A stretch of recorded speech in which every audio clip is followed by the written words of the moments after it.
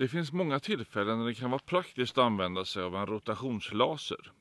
Du kanske som jag vill bygga nya byggnader och vill att de ska ligga platt i våg.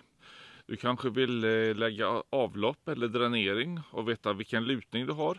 Eller du kanske vill kartlägga en egen trädgård för att se hur den lutar, vart vattnet tar vägen någonstans. I alla de här fallen så fungerar en rotationslaser alldeles utmärkt. Och den är billig att hyra också. Jag betalade en 500 för ett dygn. Då fick jag hyra själva rotationslasern. Jag fick hyra en sticka, alltså en pinne som håller i. Och dessutom ett stativ. För 500 spänn så fick man det ett dygn och vi var klara med jobbet för att väga av den här ytan på kanske 1,5 timme. För att man börjar med den är väldigt enkel att använda. Du ställer den på mitten på det du ska mäta ut. Du ställer den någorlunda i våg. Det finns en liten pendel i mitten som är lätt att ställa in.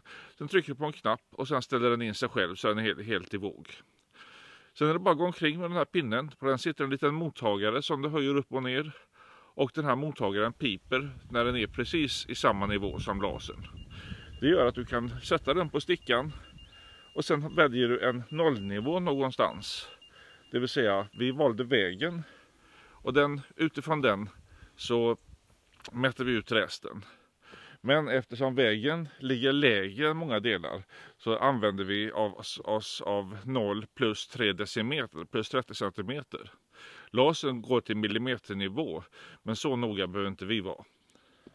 Vi sätter fast mottagaren på stickan när botten på stickan så den var i våg med lasern. När botten på stickan var 30 cm över marken. Det mätte vi ut med en vanlig tumstock.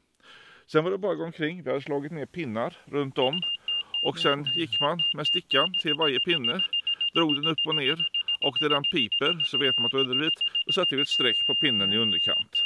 Det här gjorde att vi fick ett plan som är helt plant över hela byggarbetsplatsen. Och vi då kan hålla koll på hur mycket vi behöver gräva och hur saker ska förhålla sig till varandra i höjdled.